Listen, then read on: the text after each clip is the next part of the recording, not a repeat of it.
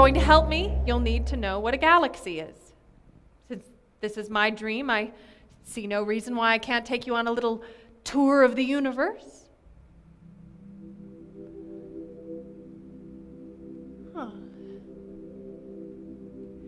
Now, when you were alive, you knew all the observations Galileo had made. You knew about the Milky Way. The cloud of light that one can see in the night sky. Yes. Yes, I see it there.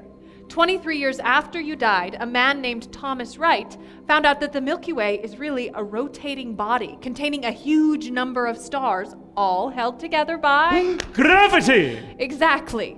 And this huge grouping of stars is something we came to call a galaxy.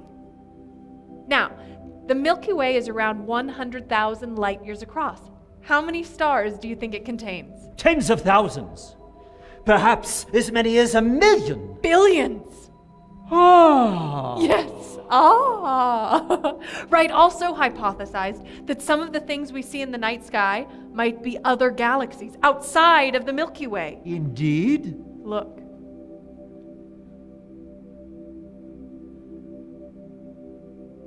When you were alive, this is how much of the galaxy human beings could see.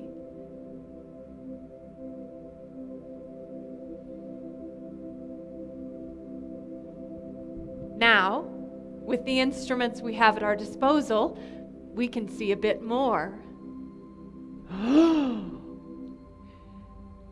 This is the Milky Way.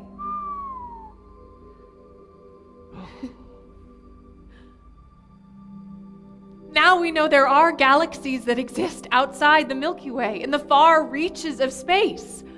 Billions of them. I take it that things are easier now for lady scientists. Well, you're here, aren't you, using this magnificent machine? You should have seen the response I got the first time I applied for time on the telescope. Dr. Rubin, we have received your application for time to conduct research using the 100-inch telescope at Mount Palomar. I'm afraid at this time women have not been granted such permission. Please accept my profound regrets, but your application has been rejected. And of course, the same thing happened when I applied for teaching or research jobs at universities.